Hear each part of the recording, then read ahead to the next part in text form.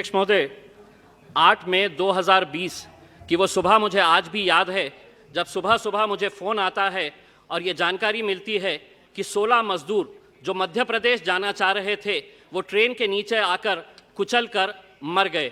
मैं जब वहाँ पर उस जगह के ऊपर पहुँचा जहाँ पर ये मजदूरों की मौत हुई थी, तो वहाँ पर पुलिस वाले थे। मैंने कहा कि कितने लोगों की मौत हुई है, ये बॉडीज़ कहाँ पर किस अस्पताल के अंदर ले जाया गया है। तो मुझे बताया गया है कि ये लाशें अभी भी वहीं पर पड़ी हुई है। लाशों का मतलब ये था कि छोटे छोटे गोश्त के टुकड़े वहाँ पर पुलिस वाले थैलों के अंदर भर रहे थे, ये हालत थी। उस दिन टेलीविज़न के ऊपर ये खबर चलाई गई कि एक्सीडेंट के अंदर 16 मजदूरों की मौत हो गई, लेकिन मैं उस दिन भी कहा था, एक बार फिर से आज यहाँ पर दोहराता हूँ कि वो एक्सीडेंट नहीं था बल्कि हत्या थी, और वो हत्या के जिम्मेदार हम सब लोग हैं जिन्होंने इन मजदूरों को सड़कों के ऊपर छोड़ दिया था। ये महज एक इत्तेफाक हो सकता है कि उसी दिन अखबार के अंदर ये खबर आई थी कि विदेशों में रहने वाले जो भारतीय हैं उनके लिए विशेष प्लेन चलाए जाएंगे। क्या ये मजदूरों को हमने मरने के लिए सड़कों के ऊपर इसलिए छोड़ दिया था कि इनकी याद हमें सिर्फ इलेक्शन के वक्त में आती है, और इनके लिए जो विदेशों के अंदर रहते हैं उनके लिए विशेष फ्लाइट्स का प्रबंधन किया गया था?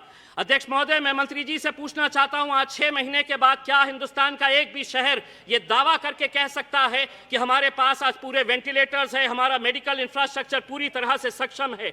आज भी मंत्री जी, जिस शहर के अंदर वेंटिलेटर्स है, जिस हॉस्पिटल के अंदर वेंटिलेटर्स है, वहां पर डॉक्टर्स नहीं। जहां डॉक्टर्स है तो वहां ऑक्सीजन नहीं, और जहां पर वेंटिलेटर्स भी है, ऑक्सीजन भी है, डॉक्टर्स भी है, तो वहां पर बेड्स अवेलेबल नहीं है। जब हमने आपसे वेंटिलेटर्स के बारे में पूछा तो आपने कहा कि नहीं, थाली बजा लो। जब हमने आपसे पूछा कि डॉक्टर्स नहीं है, ऑक्सीजन नहीं है, तो आपने कहा कि दिया जला लो, अंधेरा कर लो।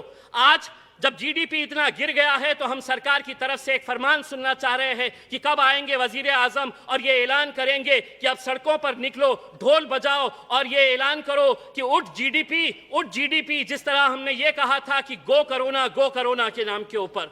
हमने अपना मजाक पूरे मुल्क में नहीं बल्कि पूरी दुनिया के सामने ये किया था। आज चाइना के अंदर इस बीमारी का जन्म हुआ, इटली, ब्राजील, स्पेन के अंदर ये पली बड़ी, जैसे ही भारत के अंदर आई तो ये हिंदू और मुसलमान का शक्ल इख्तियार कर ली। बड़ा अफसोस होता है मंत्री जी हमें, जब इस सदन के अंदर बैठे हुए एक सांसद ये कहते हैं कि ये बीमारी इस देश के अंदर फैली तो तबलीगी जमात की वजह से फैली। अगर कसूरवार कोई था तो उसके ऊपर आपकी सरकार है, आप लीजिए उसके ऊपर कार्रवाई। लेकिन इस तरह ऐसे मौके के ऊपर जब लोगों की जानें जा रही थी, उस वक्त हम हिंदू मुसलमान कर रहे थे। सारे टेलीविजन चैनल के ऊपर यह दिखाया जा रहा था कि यह बीमारी हिंदुस्तान के अंदर फैली है तो एक तबलीगी जमात की वजह से फैली है। अगर किसी की तरफ से कोई गलती थी तो आप बोलिए, आपकी सरकार है। लेकिन हम आपको ये कहना चाहते हैं मंत्री जी, प्लीज कंक्लूड।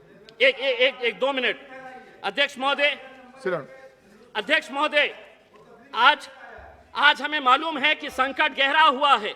हम सरकार का पूरी तरह से साथ दे रहे हैं। ऐसा नहीं है कि हम विपक्ष के अंदर है तो हम हर चीज की आलोचना कर रहे हैं। आपने मेहनत किए है, कोशिश किए है, लेकिन जिस तरह के जो फैसले लिए जा रहे थे ऐसा लग रहा नहीं था कि ये मुल्क के अंदर लोकतंत्र है, बल्कि तानाशाही है कि 4 घंटे पहले आ जाओ, कह दो कि 4 घंटे के बाद देश बंद हो जाएगा, और देश बंद कर दिया गया है। आज अगर यही हालत रही तो अध्यक्ष महोदय 30 सेकंड सिर्फ, आज यही हालत रहा तो देश इस मुल्क के वजीर आजम को देखकर यही कहेंगे कि आखिर हम बोले तो बोले क्या, करे तो करे क्या, वाह मोदी जी वाह। ओके।